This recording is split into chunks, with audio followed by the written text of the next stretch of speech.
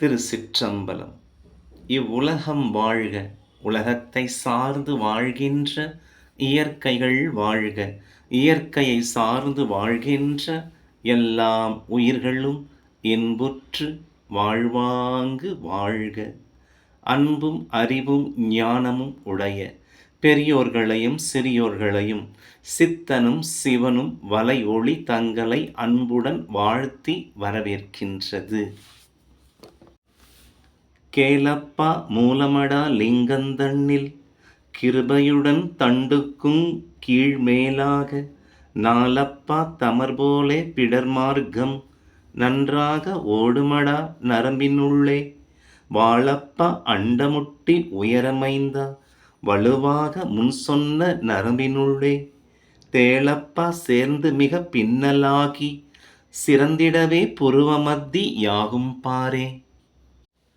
தெளிந்து தெளிந்து தெளிந்து ஆடு பாம்பே சிவன் சீர்பாதம் கண்டு தெளிந்து ஆடு பாம்பே ஆடு பாம்பே தெளிந்து ஆடு பாம்பே சிவன் அடியினை கண்டோம் என்று ஆடு பாம்பே.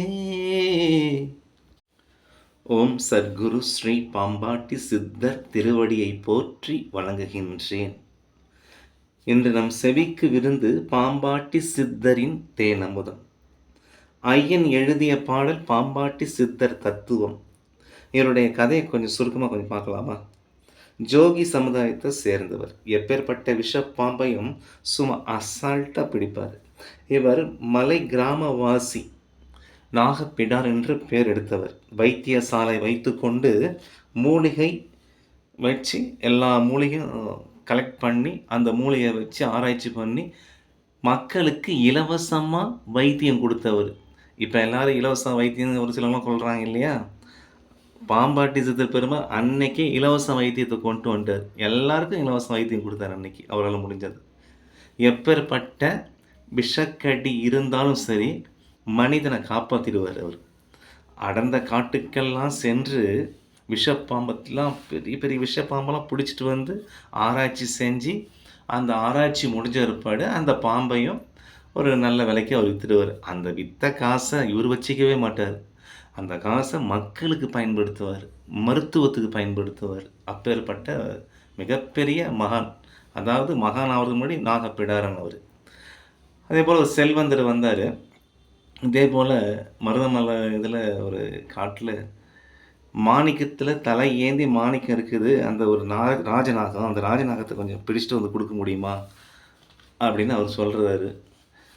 அது என்ன வேலைனாலும் நான் அவனுக்கு கொடுக்குறேன், அதை எனக்கு பிடிச்சிட்டு வந்து கொடு, நீ தான் எப்பேற்பட்ட பாம்பை பிடிக்கிற ஆளாச்சே, நீ எனக்கு பிடிச்சிட்டு வந்து கொடு அப்படின்றாரு செல்வந்தர். சரி பிடிச்சிட்டு வந்து கொடு, இன்றைக்கி ராத்திரிக்குள்ளார பிடிச்சிட்டு வந்து உனக்கு கொடுக்குறேன் அப்படின்னு சொல்லிட்டு அவர் கிளம்புறாரு. அங்கே போயிட்டு தேடுறாரு, கண்ணில் வலை வீசி தேடிட்டு இருக்காரு பாம்பு. ஏன்னா பகலில் தான் வராது, அது ராத்திரியில் வரும். அந்த மாணிக்கம் இருக்கு இல்லையா, அந்த மாணிக்கத்தில் வெளிச்சத்தில் இரையை தேடும், அவ்வளோதான். மறுபடியும் போய் அதை போய் படுத்துடும், மறுபடியும் பகலில் வரவே வராது. அது தேடுறதுக்கு ராத்திரியில் போகிறாரு. போயிட்டு பார்க்குறாரு, அலசுறாரு, கிடைக்கல. ஒவ்வொரு புத்தாக தேடுறாரு. அப்போ ஒரு புத்தில் மட்டும் பிரகாசமான ஒளி, சிரிப்பு சத்தம். என்னடா இது, பாம்பு ஏதாவது சிரிக்குமான்றது அவருக்கே யோசனை ஆகி போச்சு. சரி என்ன இது பார்ப்போம் சொல்லிட்டு கிட்ட போய் பார்க்குறாரு. அங்கேருந்து புத்தை உடச்சிக்கிட்டு சட்டை நாதர் வராரு. சட்டை நாதருங்கிறது இவருக்கு தெரியாது. ஏதோ ஒரு சாமியார் தவத்தில் இருக்கிறார் போல இருக்குது அப்படின்னு சொல்லி இவர் நினச்சிக்கிட்டு அப்புறம் இவர் சட்டை நாதர் கேட்குறாரு, எதுக்கு அப்பா இங்கே வந்த இதை தேடிக்கிட்டு? இல்லை சாமி, இந்தமாரி பாம்பு ஒன்று ராஜநாகம் ஒன்று இருக்குது, தலையில் ஏதோ மாணிக்கம் இருக்குதான், ஒரு ரத்தனத்தை சுமந்து இருக்குதான், அதை எட்டுமே கொடுத்தா என்னுடைய ஆராய்ச்சிக்கும் உதவும், அதில் விற்றனாக்கா எனக்கு நல்ல காசும் கிடைக்கும் அப்படின்னு அவர் சொல்கிறாரு. யார்? நாகப்பிடாரன். அப்படியா, எப்பேற்பட்ட விஷய பாம்பை பிடிச்சிருவேன் நீனு அப்படின்னா? எப்பேற்பட்ட பாம்பை பிடிச்சிருவேன் சாமி, அப்பேற்பட்ட நாங்கள் பரம்பரை. அப்படியா, 2 பாம்பு ஒன்றா இருக்கும்போது பிடிச்சிருவியா? 2 பாம்பு என்ன சாமி ஒன்றா இருக்கும்போது? ஒரு பாம்பாவது 10 பாம்பு 20 பாம்பை பிடிப்பேன் ஒரே நேரத்தில் அப்படின்னு. தம்பி நான் அப்படி சொல்லலை, 2 பாம்பும் ஒன்றா இணைஞ்சிட்டு இருக்கும்போது அதை பிடிப்பியா அப்படின்னு கேட்குறாரு.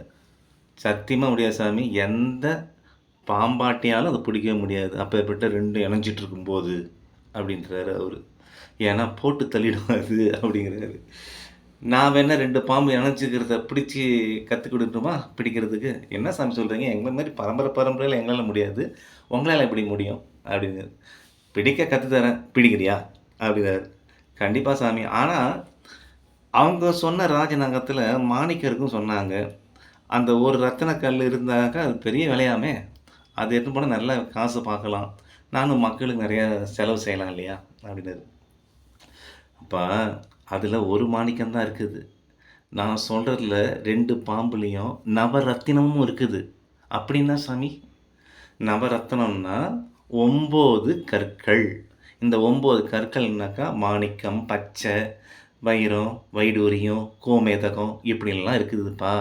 இது இருந்ததுன்னா அப்படின்னா நல்ல வேலைக்கு போமா சாமி? கண்டிப்பா.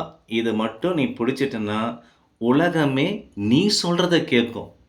அப்படியா சாமி? எனக்கு அத சொல்லிக் குடுங்க சாமி அப்படிங்கிறாரு. சரி, எந்த காட்டுக்கு சாமி போறது? இந்த காட்டுல இருக்குதா? இல்ல வேற எந்த காட்டுல இருக்குது சொல்லுங்க. அது எந்த காட்டுலயும் இல்ல. உனக்குள்ள ஒரு காடு இருக்குது. அந்த காட்டுக்குள்ள அந்த 2 பாம்பும் தூங்கிக்கிட்டு இருக்குது. அந்த 2 பாம்ப எழுப்பி விட்டுட்டாங்க, பின்னி பின்னி மேல ஏறி, உனக்குள்ள இருக்கிற அமுதத்த குடுக்க ஆரம்பிச்சிடும். அதுக்கப்புறம் நீ கேட்டதெல்லாம் கிடைக்கும். இந்த உலகமே உனக்கு சொந்தம். அப்படின்னு அவர் சொல்றாரு. "அப்படின்னா எனக்கு கத்துக் குடுங்க சாமி" அப்படின்னு அவரு அடக்கமா கேட்கிறாரு. சரி நமக்கு ஒரு நல்ல சீடர் வாச்சிட்டாருன்னு சொல்லி இவரு சொல்றாரு. குண்டலினி சக்திய எப்படி எழுப்புறதுங்கிறத சட்டைநாதரு பாம்பாட்டி சித்தர்ட்ட சொல்லி தராரு. உபதேசத்த பண்றாரு. அவர் கத்துக்கிறாரு. கத்துக்கிட்டு ஞான உபதேசம் எல்லாத்தையும் சொல்றாரு. அவரு கத்துக்கிட்டு சில வருஷம் தவத்துல இருந்து எல்லா சக்தியும் பெற்றுட்டு வெளிய வராரு. வெளிய வரும்போது அவரு ஒரு ராஜா ஒருத்தர் இறந்து கிடக்குறாரு. அது ஒரு மோசமான ராஜா. அது வந்து நல்லது பண்றது கிடையாது. அது செத்து போச்சு அந்த ராஜா. சரி அந்த ராஜாவுக்கோசரம் அவங்க மனைவி அழுதுட்டு இருக்காங்களேன்னு சொல்லி அந்த ராஜாக்குள்ள உடம்புக்குள்ள போயிட்டு அவங்க மனைவிய சமாதானப்படுத்துறாரு. சரின்ட்டு அவங்களும் நெனச்சுக்கிட்டாங்க. ஆனா, அவங்க நெனச்சுட்டாங்க, இவரு நம்ம ராஜா இல்ல. ஏன்னா, நம்ம ராஜா பத்தி அவருக்கு தெரியும். இது யாரோ உள்ள பூந்துருக்காங்கன்ட்டு. அதுக்கப்புறம் இவரே சொல்லிட்டாரு. இப்படி பல பல சித்து விளையாட்டுலாம் இவங்கலாம் செஞ்சவங்க. அதுவும் இல்லாம பல மக்களுக்கு போய் எடுத்து சொல்றாரு அவரும். ஏன்னா, இவரு கத்துக்கிட்ட மாரி குண்டலினி சக்திய மத்தவங்களும் கத்துக் குடுக்கலான்னு போய் சொல்றாரு. ஆனா, யாரும் ஏத்துக்கல. போப்பா போப்பான்னு. அதுக்கப்புறம் இவங்க முடிஞ்ச வரைக்கும் சொன்னாங்க. அதுக்கப்புறம் 123 வருஷம் அவரு வாழ்ந்தாரு. வாழ்ந்துட்டு மருதமலையில வந்து அடக்கமாயிட்டாரு. அதுக்கப்புறமா சங்கரன் கோவிலு, திருக்கடையூரு, துவாரகை, விருத்தாச்சலம், கொல்லிமலை, சதுரகிரி மலை இங்கெல்லாம் ஐயனுடைய ஜீவசமாதி, தவகுகை எல்லாமே இருக்குது. இங்க போயிட்டு ஐயன தரிசிச்சுட்டு வரலாம். அதேபோல முக்கியமா என்னன்னாக்கா, இந்த அரச மரம் இருக்கு இல்லைங்களா? இந்த அரச மரத்துக்கு கீழ எப்பவுமே இந்த 2 பாம்பு ஒண்ணா இருக்கிற மாரி காட்டுவாங்க. இதுதான் வந்து குண்டலினி தத்துவம். ஏன்னா, நம்ம மூலாதாரத்திலருந்து 2 பாம்பு பின்னி போய் மேல இருக்கிற சிவலிங்கத்த புடிச்சுக்கிற மாரி. இதுதான் நம்ம உடம்புல இருக்க குண்டலினி தத்துவம். ஏன்னா, அரச மரத்துக்கு போயிட்டு சுத்தி சுத்தி வருவாங்க. ஏன்னா, ஐயன் வந்து பாம்பாட்டி சித்தர் பெருமான் வந்ததுக்கு அப்புறம் தான் இந்த வழிபாடே வந்தது. இது அதுக்கு முன்னாடிலாம் கிடையாது. பாம்பாட்டி சித்தர் வந்து குண்டலினி பத்தி சொல்லும்போது தான், இந்த அரச மரம், ஆலமரத்துக்கிட்ட இந்த நாகத்த வச்சு குண்டலினி தத்துவத்த இத வந்து உணர்த்துனாங்க. இத விட்டுட்டு எல்லாரும் என்ன பண்றாங்க, சுத்தி சுத்தி வந்து அந்த கல்லுக்கு பால ஊத்தி, அது ஏதோ குடுக்கும்ன்னு சொல்லி அங்க போய் இது நமக்குள்ள இருக்கிற ஒரு குண்டலினி தத்துவத்த தான் அரச மரத்தில சொல்லியிருக்கிறாங்க. அரச மரத்துக்கு கீழ சொல்லியிருக்கிறாங்க. அதுவும் இல்லாம எந்தெந்த குருமார்கிட்ட யார் யாரு குண்டலினிய கத்துக்கிறீங்களோ நல்லபடியா கத்துக்குங்க. ஆனா, அவர் கத்துக் குடுத்தத பயிற்சிய முயற்சி செய்யுங்க. எங்க எங்க இருந்து தெரியுங்களா? உங்களுக்கு டைம் கிடைக்கும்போது, நேரா அந்த மருதமலையோ, இல்ல விருதாச்சலமோ, பாம்பாட்டி சித்தர் எங்கெல்லாம் இருக்கிறாரோ, நீங்க கத்துக்கிட்ட அந்த குண்டலினி இருக்கு இல்லையா? அத அங்க உட்காந்து முயற்சி செய்யுங்க. பயிற்சி செய்யுங்க. அது அப்படியே எழும்பும் குண்டலினி. ஏன்னா அவர்ட்ட கேளுங்க. பாம்பாட்டி சித்தர்ட்ட. நீங்க எப்படி கத்துக்கிட்டீங்களோ எனக்கு கத்துக் குடுங்கன்னு சொல்லி அப்படியே கேளுங்க. கண்டிப்பா அந்த ஒரு முயற்சி கண்டிப்பா நடக்கும். அதேபோல என்னுடைய வாழ்க்கையில இன்னொன்னு நடந்தது.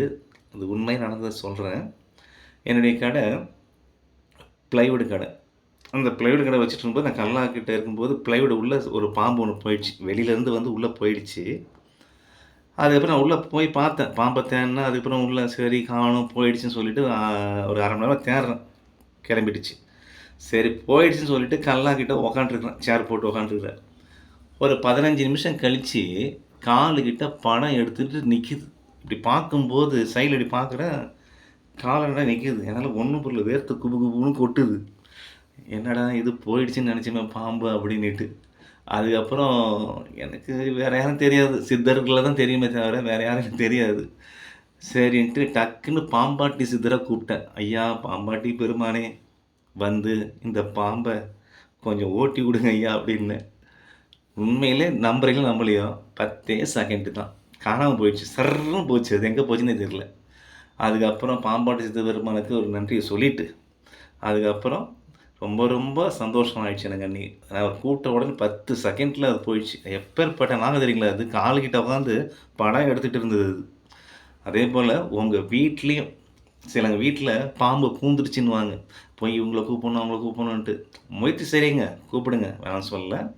அதுக்கு முன்னால் பாம்பாட்டி சித்தர் பெருமான மனமாற நினச்சி இந்தமாரி வீட்டு உள்ள பாம்பு வந்துடுச்சு ஐயா, அதை எப்படியாவது ஓட்டி விட்ருங்க ஏன் சொல்லுங்களேன். கண்டிப்பாக அங்கே இருக்காது. உடனே எஸ்கேப் ஆகி வெளியில் போயிடும். ஏன்னா பாம்பாட்டி சித்தரை பார்த்தோன்னே அது மிரண்டுரும். அது எல்லாம் போயிடும்.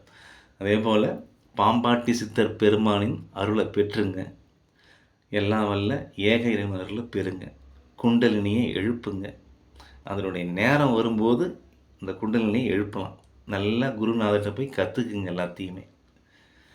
சர்க்குரு ஸ்ரீ பாம்பாட்டி சித்தர் பெருமானின் அருளை பெற்று நோய் நொடியில் அற்ற வாழ்வும் நீண்ட ஆயுளும் நித்திய தேகமும் என்றும் இளமையுடனும் என்றும் பேரறிவுடனும் என்றும் பேர் அழகுடனும் சீரும் சிறப்புமாய் அழியா செல்வமும் நற்தொழிலும் நாகரீக வணிகமும் சிறந்த பணியும் உயர்ந்த பதவியும் சர்வ சகல செல்வங்களும் ஐஸ்வர்யங்களும் விரைந்து நிறைந்து நிலைத்து நிற்கட்டும் இந்த உலக அடியார் தொண்டர்களுக்கு. குரு வாழ்க, குருவின் புகழ் வாழ்க, குருவை போற்றும் சீடர்கள் வாழ்வாங்கு வாழ்க. அன்னை வாழ்க, அன்னையின் புகழ் வாழ்க, அன்னையை போற்றும் பக்தர்கள் வாழ்வாங்கு வாழ்க. தந்தை வாழ்க, தந்தையின் புகழ் வாழ்க, தந்தையை போற்றும் தொண்டர்கள் வாழ்வாங்கு வாழ்க. திருச்சிற்றம்பலம். சிவகடாட்சியம் பரிபூரணம்.